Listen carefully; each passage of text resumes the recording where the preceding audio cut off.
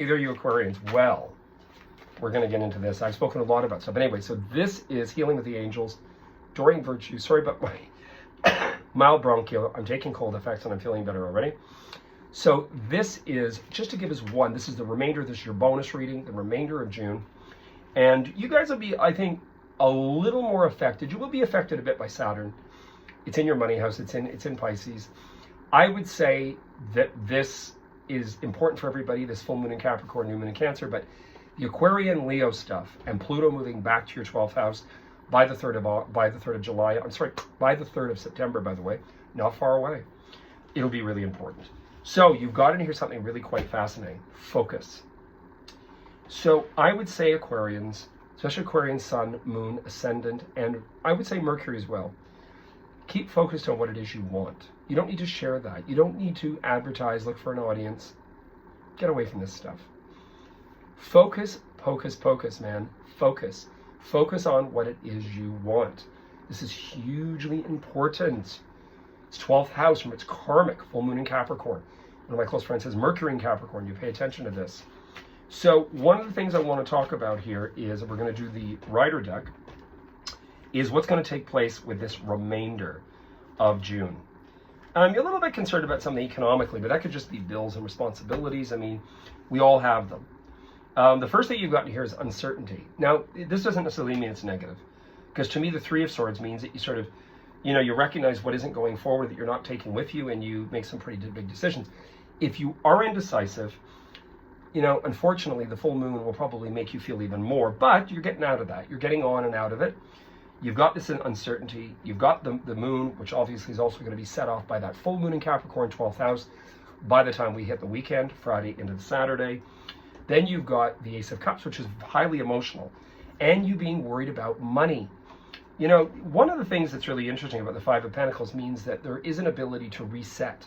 Remember, it's halfway between the Ace of Pentacles and the 10, which is conclusion and achievement of one cycle begins again. I would say, in all honesty, that there's help. And I say this to one of my friends, the same one in particular. In life, the more we worry about, I owe, my God, I got a gun to my head, you're not living your life. You're existing over the fact of monetary, creating distress in the body, creating disease, creating health. That when I've met numerous people, 70,000 people I've read over these last 34 years. And they'll get to an older stage of their experience and think, all the things I stressed about paying my mortgage, I don't even own that house anymore. It was for a time. Then they live in a one-room place at the end of their experience in a studio. So I think, in all honesty, we got to find this balance, that you enjoy your experience, you don't put a gun to your head, literally, but you don't stress yourself out, and try to live in the now, and try to balance things, which you don't need to get rid of it, turf it. This has to do with the arrows of love. It also has to be projection forward very quickly. I would say a lot of things are going to happen that you're uncertain of. You're looking at during Cancer sign, which of course begins Thursday in the late afternoon, evening. Then you've got all this emotional stuff going on. But by the time you get to your full moon in Aquarius, that concludes things. Pluto, remember, is moving backward. When it began late January, February, it's now moving back into your 12th house, where it was since 2007. And you're kind of looking at, okay, what needs to be resolved? What do I need to grow beyond and get beyond? You don't have endings, so you're obviously able to work it through.